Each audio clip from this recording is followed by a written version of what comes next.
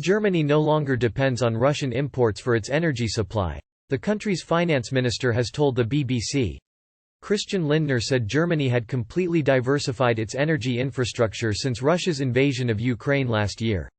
Following the invasion, Russia turned off the gas taps to Europe, leading to fears of blackouts this winter. But Germany had found new sources of energy, Mr. Lindner said. Yes, of course Germany is still dependent on energy imports, but today, not from Russian imports but from global markets, he said. Germany previously imported around half of its gas from Russia and more than a third of its oil. But Russia cut off the country's gas supply in August, while Germany halted Russian oil imports at the start of the year.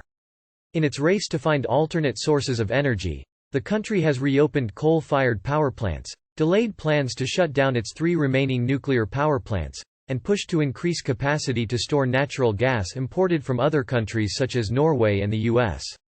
At the World Economic Forum, WEF, in Davos, Switzerland, Mr. Lindner pointed to the speed with which a new liquefied natural gas terminal had been built in Germany, in a record of around 8 months, he said. More infrastructure investments were planned, he added. This is only one example of the enormous change in German policies, he said. We have understood that we have to foster our competitiveness after the era of Chancellor Angela Merkel.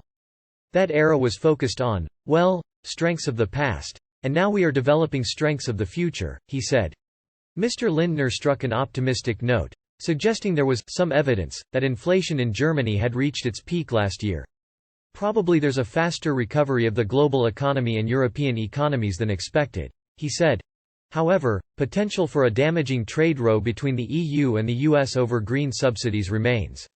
The US last year approved a massive $370 billion, a £299 billion, in investments for climate-friendly technologies, including tax credits for electric cars that are made in America.